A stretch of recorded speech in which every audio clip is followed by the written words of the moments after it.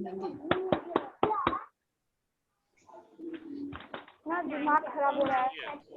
आज हम बात करेंगे रहीम के दोहे का शेष भाग। ठीक है, रहीम गुड के मॉर्निंग। दोहे का शेष भाग की जो है हम चर्चा करने वाले हैं। जो आप पीछे जो है पढ़ चुके हैं, इसके कुछ दोहों को। Good morning sir. Good morning sir.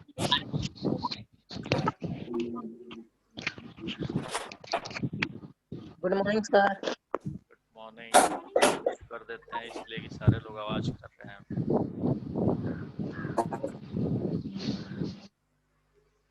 ठीक है, चलिए देखिए, फोर्थ जो है दोहा है इसका। थोथे बादर कुआर के, ज्यों रहीम गहरात, और धनी पुरुष निर्धन भय, करे पाछली बात। यानी यहाँ पर उस समय का वर्णन किया गया है, कुआर का महीना जो अभी चल रहा है। लेकिन ये महीना जो कि मलमास लगा हुआ है, आप जानते में ही होंगे कि जो हर एक महीने में जो वृद्धि होती है, तो वो वृद्धि होकर के 4 साल में एक जो है अधिमास बन जाता है, जिसको अनेक नामों से जानते हैं। ये विष्णु जी का जो है महीना होता है।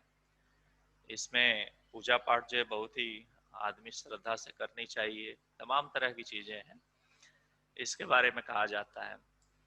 तो अगर देखा जाए तो ये जो महीना है ठीक वही, यानी कि ये कुआर का महीना है। तो ये कह रहा कि थोथे बादर कुआर के, मतलब कि जो यहाँ पर वो कहना चाह रहे हैं कि जो बादल है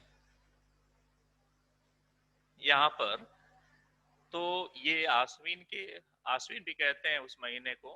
तो हम कह सकते हैं कि कुआर के जो महीने में जो बादल है वो घिर कर आते हैं, लेकिन कभी जो है वो बरसते नहीं है। रात का मतलब जो है यहाँ बरसने से मतलब है, यानी कभी ये बादल जो है बरसते नहीं है, लेकिन आते जरूर है। हर बार जो है आते जाते रहते हैं। उसी प्रकार एक जो है जो निर्धन व्यक्ति है, नहीं कह रहा कि धनी पुरुष निर्धन भय, करे पाछली बात। यानी उसी तरह एक धनी व्यक्ति पिछली बातों को लेकर के, यानी करे पाछली बात, यानी कि जो पुरानी बातें हैं उसको कभी भूलता नहीं है, और भूलने के कारण वह पुरुष निर्धन हुआ करता है। मतलब निर्धन के रूप में इधर उधर भटकता रहता है, और वह कभी भी जो है शांति को प्राप्त नहीं हो पाता। पुनः देख लीजिए, यानी कवि रहीम जी का कहना है कि जब कुआर का जो महीना आता है उसमें बादल बहुत आते जाते रहते हैं, लेकिन ये बादल कभी जो है बरसते नहीं हैं। ठीक उसी प्रकार से जो धनी पुरुष है, धनी लोग हैं, वो निर्धन हो जाते कब, जब अपनी पिछली बातों को जो है याद करके और उसी रूढ़िवादी में, मतलब उसी जो है लकीर का फकीर बने हुए जो है रह जाते हैं। तो ऐसे लोग धनी होकर भी जो है निर्धन हुए रहते हैं, और उसी बादल की तरह जो आते हैं और देखने में लगेंगे बहुत धनी है, लेकिन धनी नहीं है, वो तो खोखले हैं। क्योंकि यहाँ एक और जो है हम बात कह सकते हैं कि जब देखते हैं कि कोई भी व्यक्ति बहुत ज्यादा किसी प्रकार का जो है चिंता करता है। देखिए, दो चीजें हैं, चिंतन और चिंता। ये दोनों अलग अलग चीजें हैं, और दोनों का प्रभाव भी अलग अलग है। तो जो व्यक्ति चिंतन करता हो तो बहुत ही अच्छी चीज है चिंतन करना।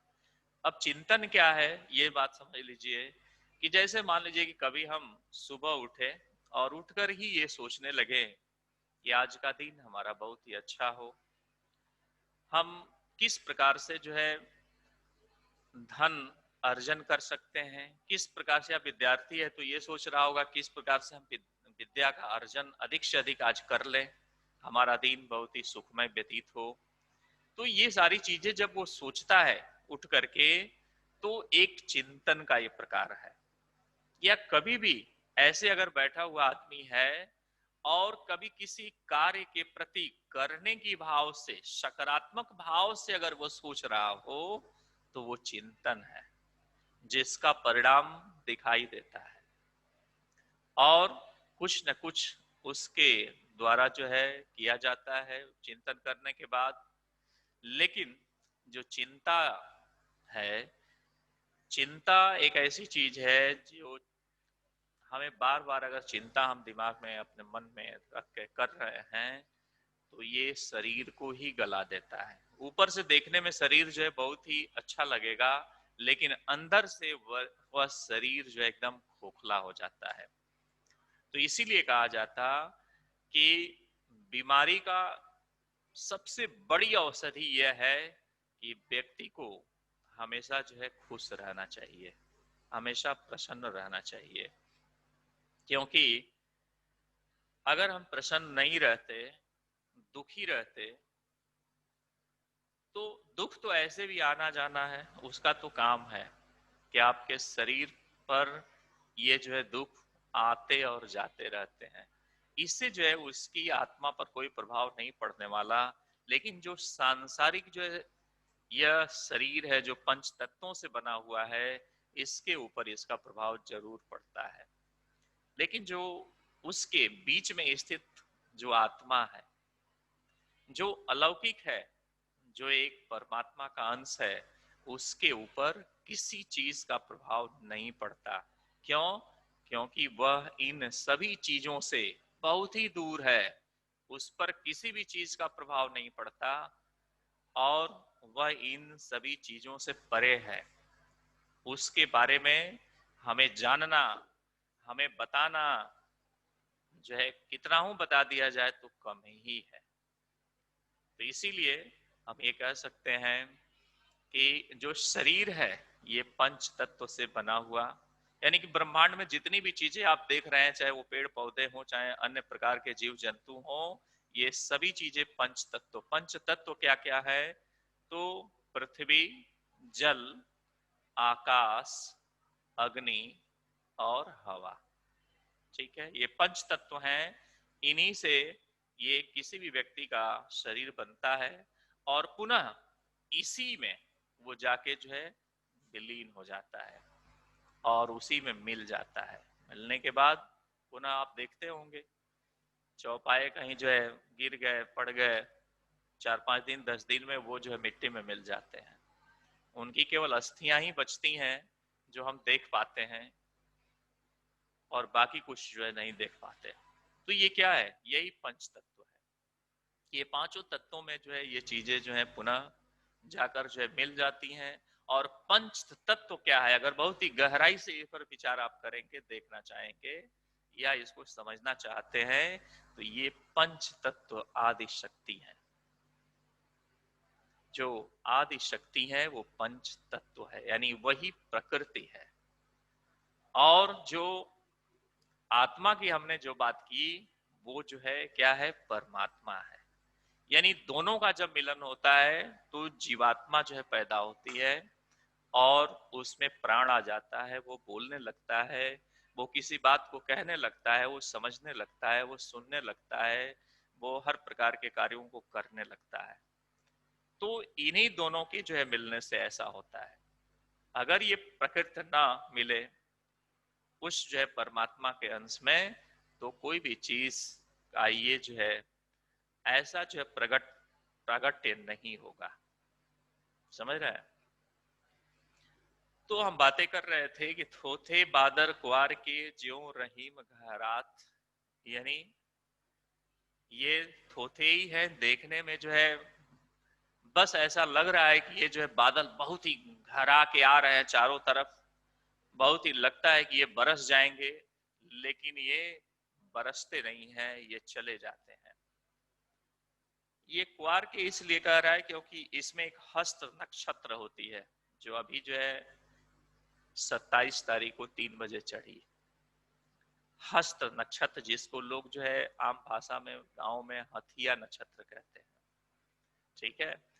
और ये जब आती थी बहुत पहले भी, आज तो मतलब इस समय नहीं हो रहा है, कभी कभी हो भी जाता है, कभी नहीं होता। ये लगभग 10-15 दिन का समय लेता है और इसमें लगातार मतलब नॉन स्टॉप जो है एकदम बूंदाबांदी बारिश होती रहेगी, जिसमें बहुत पुराने समय में, अपने अगर समय की हम बात कहें तो उस समय जो कच्चे मकान होते थे लोगों के गिर जाया करते थे इस नक्षत्र में।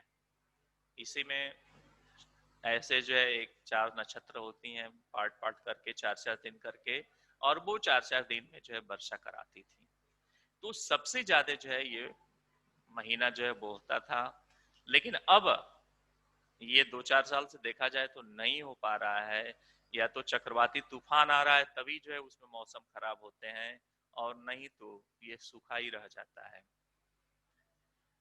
तो अभी आप जो देख रहे हैं, जो बहुत ही ज्यादा पानी चारों तरफ बरस गया है, तो ये भी तो ये लौटती हुई एक मानसून की जो है थी, जो आपको जो है इतने ज्यादा जो है वर्षा का जल जो है प्रदान कर दी।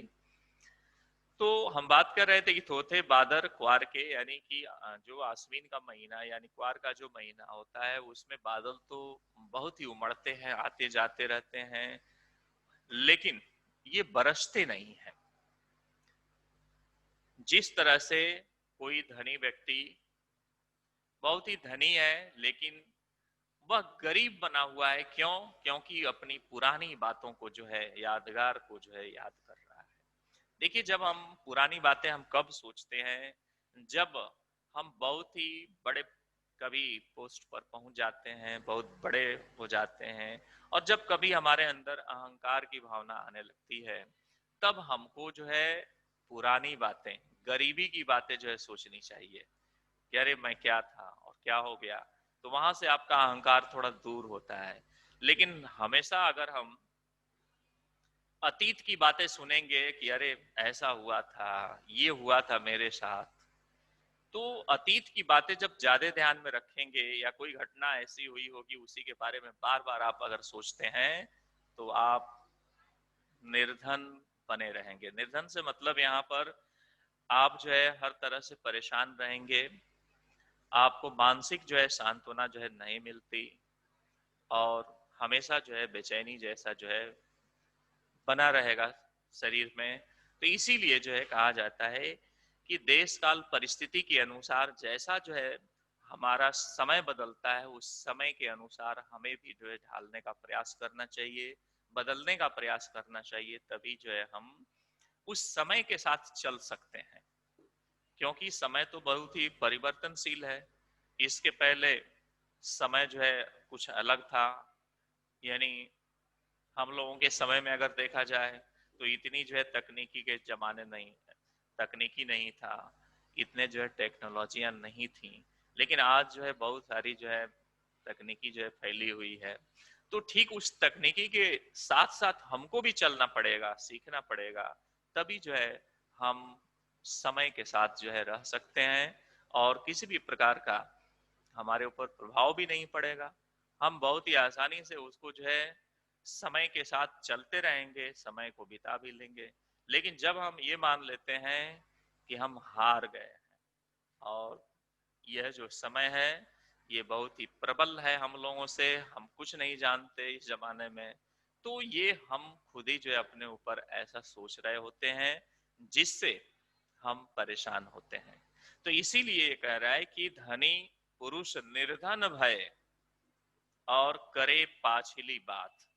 वो धनी व्यक्ति है लेकिन निर्धन कैसे हो गए? क्योंकि वो पिछली बातों को केवल जो है दिमाग में लेकर चल रहे हैं। जो पिछली चीजें जो है हुई, घटनाएं हुई, पिछली का मतलब ये नहीं कि जैसे रामायण और महाभारत जो है बहुत पहले हुआ है तो उसकी हम चर्चा आज न करें, वो चीज एक अलग है। लेकिन आपके जीवन में जो घटनाएं हुई हैं, जो पहले हुई है, उसकी बात मैं कह रहा हूं। एक सांसारिक जीवन की बात कर रहा हूं, एक व्यक्तिगत रूप से किसी व्यक्ति के सांसारिक जीवन की बात हो रही है। उसमें अगर कोई घटना होती है, उस घटना को बार बार अपने दिमाग में आप जो है दोहराते हैं, तो उससे व्यक्ति परेशान होता है और वो परेशानी जल्दी जाती नहीं है। कितना हो जाए ज्यादा जो है आपके पास धन होकर भी आप निर्धन बने रहेंगे। ठीक है, क्लियर है? पुनः एक बार देख लीजिए, कबीर रहीम दास जी का कहना है कि कुआर के महीने में बादल बहुत ही उमड़ते हैं, आते जाते रहते हैं, लेकिन वो कभी बरसते नहीं हैं। और धनी व्यक्ति निर्धन हो जाता है क्योंकि वह अपनी पिछली बातों को जो है हमेशा दिमाग में रखकर जो है उसको बार बार जो है दोहराता रहता है, बार बार उसके विषय में जो है चिंता करता रहता है, इसलिए धनी होते हुए भी वह निर्धन दिखाई देता है। ठीक है, धनी से मतलब यहाँ ये बात है कि जैसे बादल है, अगर खूब काला बादल आ गया तो आप समझेंगे कि खूब पानी है, मतलब क्या भरा हुआ है। तो वैसे ही कोई व्यक्ति अगर खूब धनी है, आप सोच रहे हैं कि बड़ा ये तो पैसे से भरा हुआ है, लेकिन क्या है, खोखला है। धनी है लेकिन वो परेशान है, तो किस चीज का धनी? पैसे, केवल धन का धनी तो हुआ नहीं। कोई व्यक्ति के पास अरबों खरबों रुपया हो लेकिन वो परेशान हो, वो जो है हमेशा जो है इधर उधर भागता फिरता हो, तो किस प्रकार का धनी? वो धनी नहीं होगा वास्तविक। धनी तो वास्तविक वो है जो एकदम प्रसन्न है, उसके पास पैसे नहीं है लेकिन वो प्रसन्न है। धन नहीं है फिर भी जो है वो दूसरे को जो है सहायता करने के लिए हमेशा आगे आता है, वह व्यक्ति धनी है। वह व्यक्ति बलवान है जो कभी गुस्सा नहीं करता, कभी क्रोध नहीं करता। यानी कि जिस व्यक्ति के अंदर क्रोध बहुत ही कम आते हों, वह व्यक्ति बहुत ही बलवान होता है। लेकिन इसके उल्टा ही लोग सोचते हैं कि जो व्यक्ति एक बार डांट दे, किसी को फटकार दे, हर बार जो गुस्साते रहे, वह व्यक्ति बहुत ज्यादा बलशाली होता है। ऐसा मतलब अभी के लोगों का सोच है, लेकिन ऐसा है नहीं। ठीक इसके उल्टा है कि जो व्यक्ति बहुत ही सहनशील है, जो व्यक्ति बहुत ही कम जो है क्रोध करता है, वह व्यक्ति अंदर से बहुत ही बलशाली होता है। उस व्यक्ति के पास अपार बल होता है, लेकिन उसको दूसरे लोग देख नहीं पाते, इसलिए दूसरे लोग ये सोचते हैं कि इसको तो हम जो है 4 बार बोल देंगे तो शांत हो जाएगा, ये कुछ बोलेगा ही नहीं, हम इसको मार भी देंगे, कुछ कह भी देंगे। ये उसका सोचना उल्टा होता है, ऐसा है नहीं। इसीलिए हमें जो है कभी भी जो बहुत ही गंभीर व्यक्ति हो, कम बोलता हो, तो उसको हम बहुत जो है हल्का नहीं लेना चाहिए। एक उदाहरण मैं बता दे रहा हूं कि जैसे आप खाली जो है घड़ा ले लीजिए और खाली घड़ा को आप पानी में ले जाके डुबाएं, मतलब किसी तालाब में, पोखरे में, नदी में उसको खाली घड़े को डुबाएं। एक बार डुबा दे पूरा, देखिए क्या करेगा, उससे आवाज आएगी भड़ भड़ भड़ भड़, कुछ देर तक, जब तक वो भर ना जाए तब तक आवाज आएगी, आएगी कि नहीं? तो इसका मतलब क्या कि वो घड़ा जो है खाली है, इसीलिए आवाज कर रहा है। तो जो व्यक्ति बहुत ज्यादा बोल रहा हो, अनायास बोल रहा हो, बिना पूछे बोल रहा हो, तो आप समझ लीजिए कि खाली है, उसके पास बहुत कुछ है नहीं ज्ञान। वो जो रटे रटाया जो चीज है, जो थोड़ा बहुत जान लिया, उसी को बोल रहा है। लेकिन ठीक उसके उल्टा, अगर घड़ा जो है भरा हुआ है और उसको ले जाकर हम पानी में डुबाते हैं, तो क्या आवाज करेगा? नहीं करेगा। तो ठीक उसी तरीके से अगर कोई व्यक्ति शांत है, एक कम बोलता हो, तो समझ लीजिए कि उसके पास ज्ञान का भंडार जरूर होगा। इसीलिए वो कम बोल रहा है, वो ज्यादा दिखावा नहीं करता है और वह उसके पास ज्यादा अहंकार भी नहीं होता है।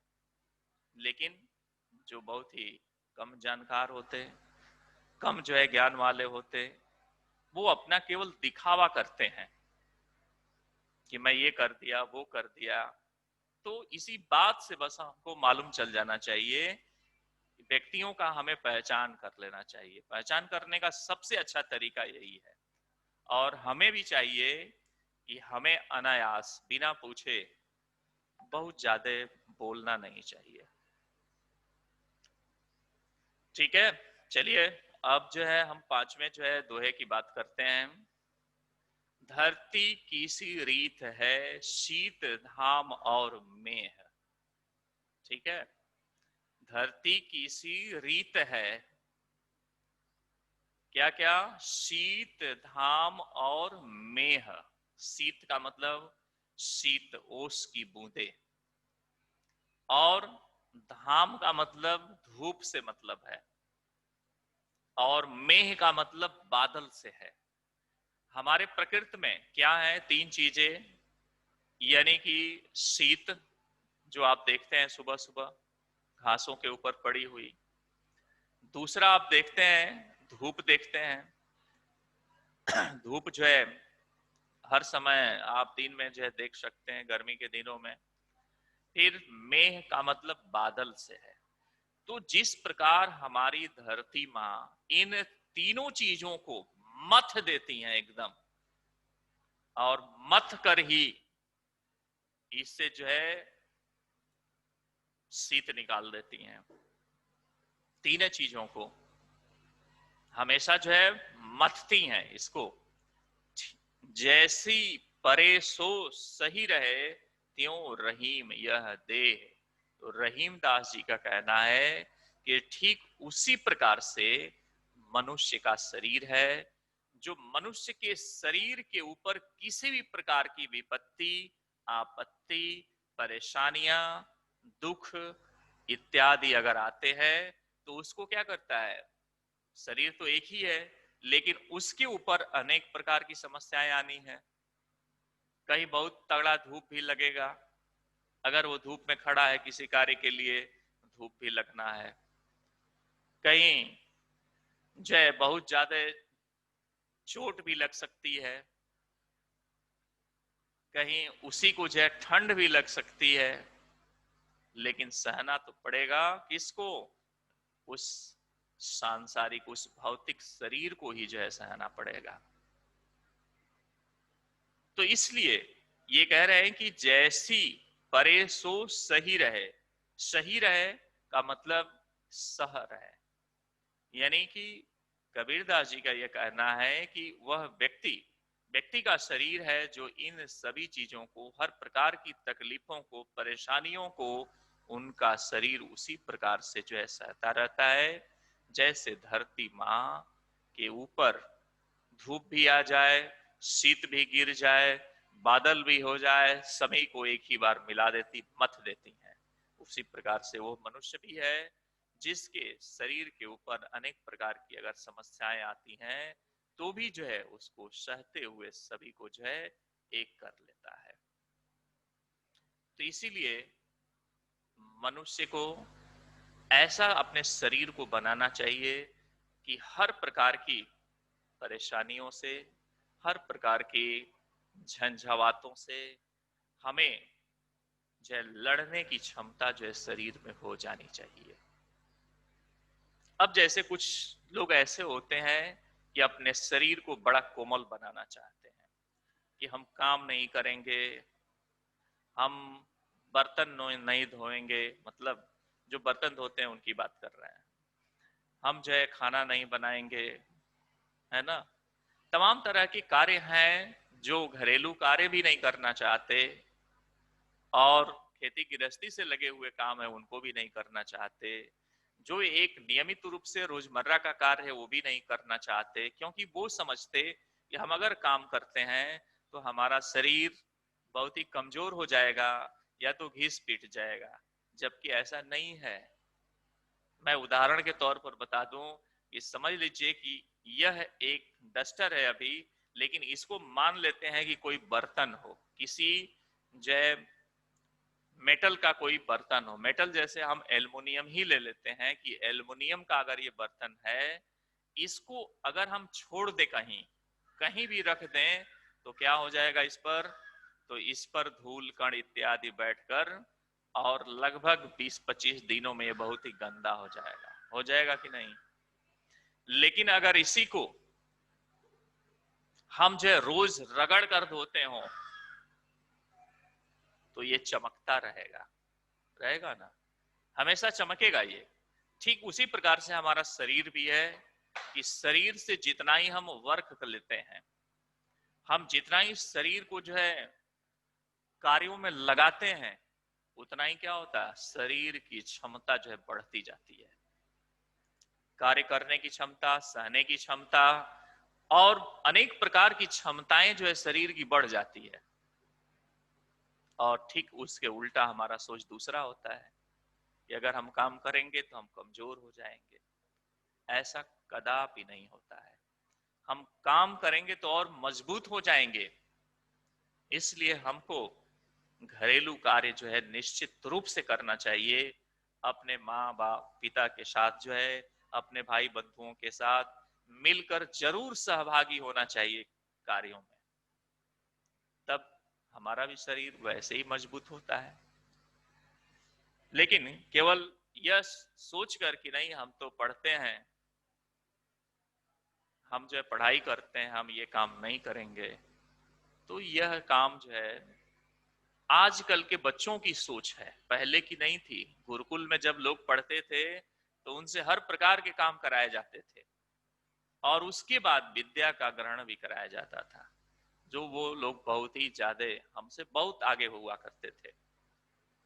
और आज वही चीजें यहाँ नहीं कि हम अनेक प्रकार की सुविधाएं बच्चों को देते और बच्चे फिर भी आगे नहीं है पढ़ने में।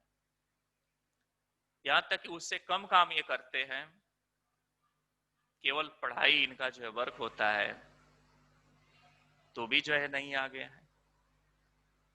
तो इसका परिणाम यही है, हमें हर चीजों पे जो है हर चतुर्दिश कहा गया है कि चारों दिशाओं में हर प्रकार की चीजों को सीखने का प्रयास करना चाहिए। जब तक हम हर प्रकार की चीजें नहीं सीखते, अगर हमें पढ़ाई करना है, कार्य भी करना है, हमें व्यवहारिक ज्ञान भी जो है सीखना है, हमें लौकिक ज्ञान भी सीखना है, हमें जो है सदाचरण भी सीखना है, हमें जो है आचरण भी सीखना है, तो ये सारी चीजें को करते हुए, सीखते हुए और ये भी काम जो है करना है, तो वो आदमी तो बलिष्ठ होगा ही, अच्छा होगा ही, इसमें कोई दो राय नहीं है।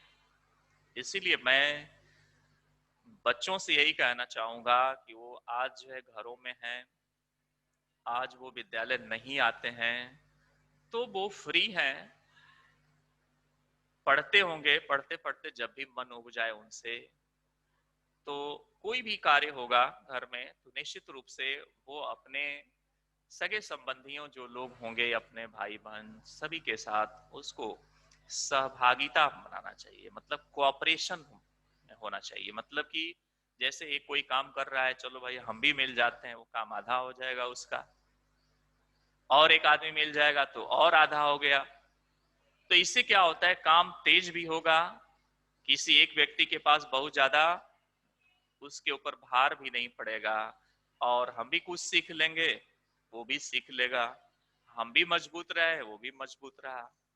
तो इससे क्या जा रहा है, कुछ नहीं, लेकिन बस एक व्यक्ति की सोच जो है ऐसी है, जो ऐसी सोच जो है उनको ऐसे जगहों पर लाती है जो विकास के मार्ग को जो है अवरुद्ध कर देती है। तो इसीलिए हमें हर प्रकार के विकास के कार्यों में जो है संलिप्त रहना चाहिए और अपना भी हर तरह से विकास जो है करना चाहिए।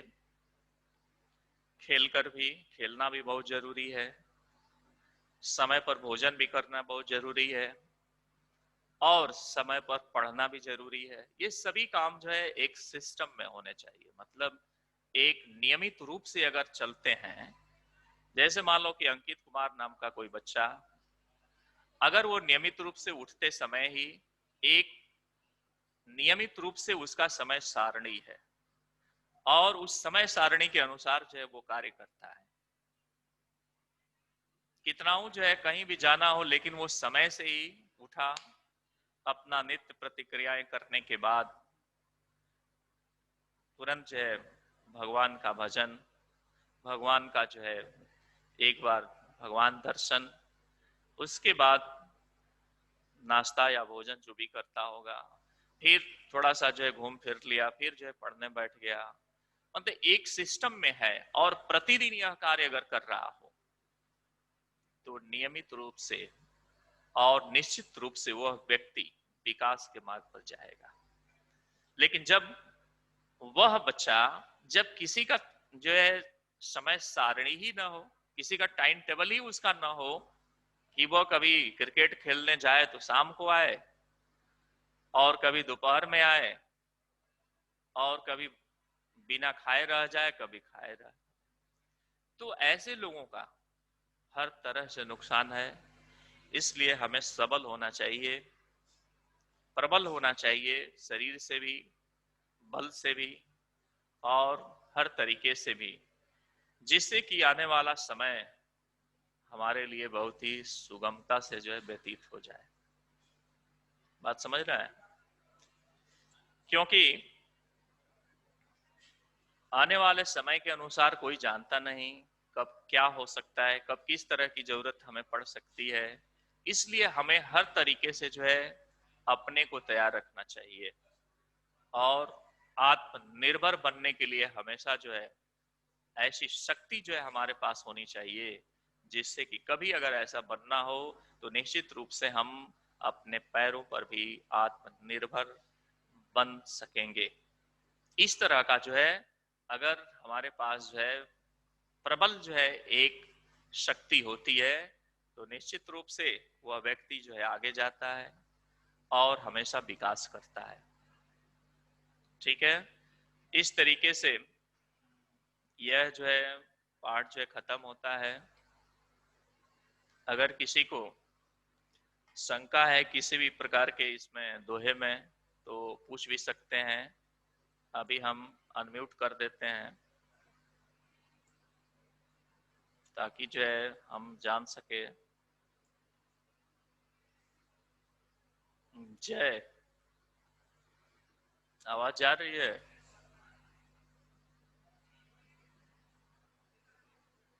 अंकित कुमार, आवाज सुनाई दे रही है?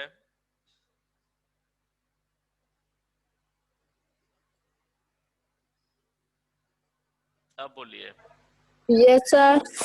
हाँ जी, तो कोई अभी शंका है? Yes sir. हाँ जी बताए। Yes sir.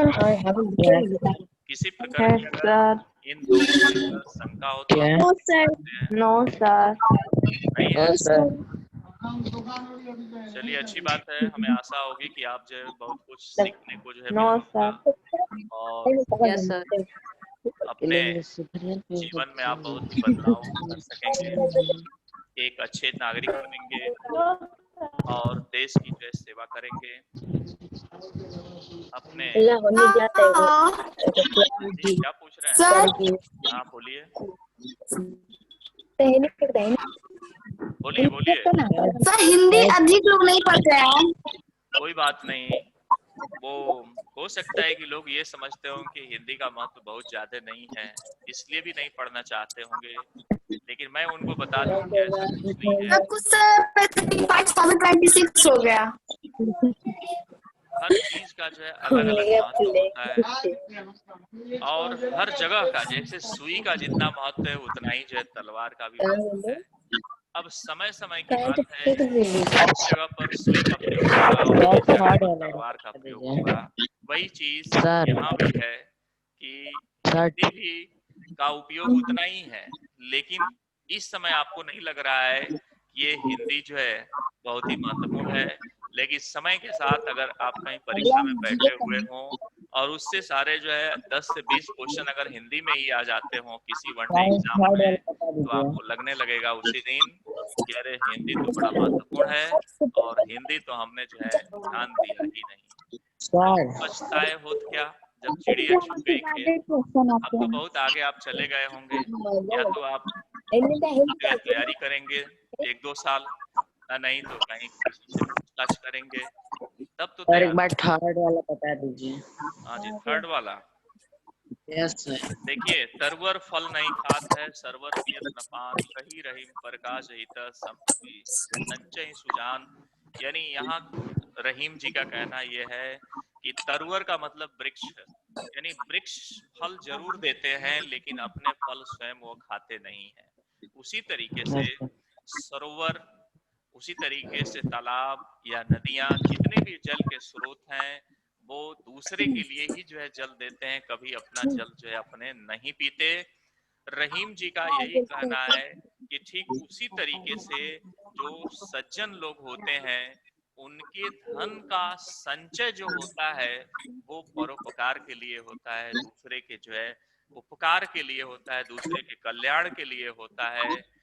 इस तरह से सज्जन लोग जो है अपना धन का संचय जो है धन को इकट्ठा करते हैं कि हम दूसरे का जो है परोपकार करते हैं, उपकार करते हैं। Yes, sir. ठीक है, Yes. Clear? Yes, sir. Yes, sir. और कोई?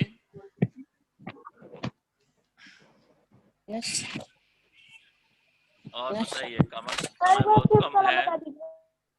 और कोई पूछना चाहेंगे तो पूछिए। सर एक बार फिर वाला बता दीजिए। हाँ जी सर एक बार हाँ। फिफ्थ वाला बता दीजिए। 6 फिफ्थ वाला बता दीजिए सर। 6 तो है ही नहीं, 5th। Sir fifth. हाँ जी, चलो ठीक है। करेगी धरती की सी रीत है, शीत धाम और मेह, जैसे परे सो सही रहे त्यों रहीम यह दे। यानी कवि जो है रहीम जी का ये कथन है कि इस प्रकार से यह ओस के कण, धूप और बादलों की जो बौछार धरती माँ जो है इन सभी को जो है लेकर के और सह लेती हैं, यानी उनके ऊपर जो कुछ भी आता है इन सभी को जो है सह लेती हैं। ठीक उसी प्रकार से यह शरीर भी उनके ऊपर आने वाले अनेक प्रकार के कष्ट, अनेक प्रकार के जो है मुसीबतों को जो है सह लेता है। ठीक है, यानी यहाँ पर कवि ने मानव शरीर को जो है धरती से जो है तुलना कर दिया है। ठीक है, जो मानव का शरीर है वो धरती माता से जो है उसकी तुलना कर दी है, क्योंकि धरती माँ के ऊपर भी अनेक प्रकार के झंझावात, कभी जो है बहुत ज्यादा पानी आ गया, कभी बहुत ज्यादा जो है तूफान आ गया, तमाम तरह की चीजें आती हैं, धरती माँ क्या करती है उसको सह लेती है। ठीक उसी प्रकार से जो ये शरीर है मानव शरीर, वो भी जो है मानव शरीर के ऊपर भी आने वाले जो समस्याएं होती हैं, परेशानियां होती हैं, जो कष्ट होते हैं उनको भी बड़ा आसानी से जो है वो सह लेती है। ठीक है। Yes sir. आर्यन गुप्ता, क्या बात कर रहे हो? क्लियर है ना? तो इसलिए शरीर को ऐसा फौलादी बनाइए कि शरीर हर प्रकार की चीजों को सहने के लिए पर्याप्त हो।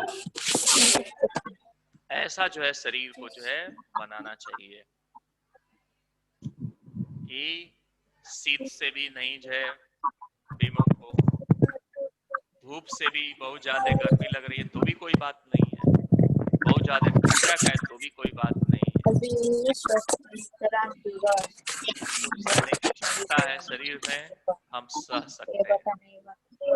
ठीक है, तो इसीलिए हमें शरीर को ऐसा जो है बना लेना चाहिए जिससे हर प्रकार की चीजों को सहने की क्षमता जो है उसके अंदर आ जाए। ठीक है। और एक दो बच्चे कह रहे हैं ग्रामर के लिए, अब ग्रामर वाले सर आए नहीं हैं और मेरा अभी क्लास है इसलिए मैं तो पढ़ा नहीं सकता। उस समय जब खाली था नहीं तो सर, पढ़ा मत दिया करता था। सर, जाने दीजिए, ग्रामर आने दीजिए। ठीक है। पढ़ाएंगे सर ग्रामर। हाँ जी, इंग्लिश ग्रामर की बात कर रहा है। जाने दीजिए सर मृत्युंजय सर पढ़ाएंगे। मृत्युंजय हाँ सर पढ़ाए पढ़ाए, कल। कोई बात नहीं है, सर मृत्युंजय सर कल पढ़ाए थे। पढ़ाए थे।